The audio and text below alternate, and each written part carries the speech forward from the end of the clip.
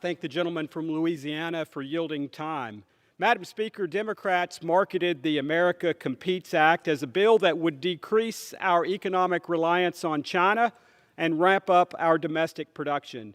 However, as we've already heard, a more appropriate title for this bill is the America Concedes Act.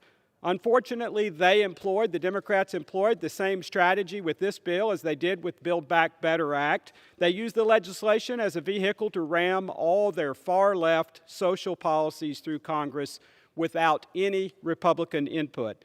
Democrats claim this bill would crack down on the Chinese Communist Party, but it does nothing to prevent them from growing their influence here in the United States and around the world, nor does it hold China accountable for their role in the COVID-19 pandemic.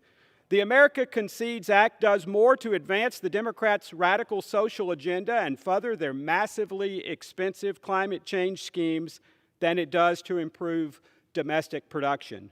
Why does this bill, which authorizes or appropriates hundreds of billions of dollars, include $2 billion in foreign aid to combat climate change, or $8 billion for the United Nations Green Climate Fund?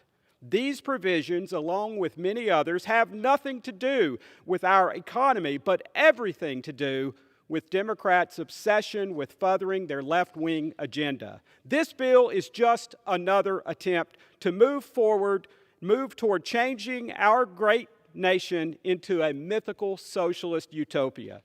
Madam Speaker, I urge my colleagues on the other side of the aisle to stop thinking about their woke political agendas and start focusing on getting our economy back on track. Thank you, and I yield back. I thank you so much for highlighting that, my friend. And as Mr. Rowe said, there's $10.3 billion in this bill for climate funding over the next 2 fiscal years. But listen, there's also $2 billion in there for climate program, and it's authorized every fiscal year with no sunsets. No sunsets. I know that upsets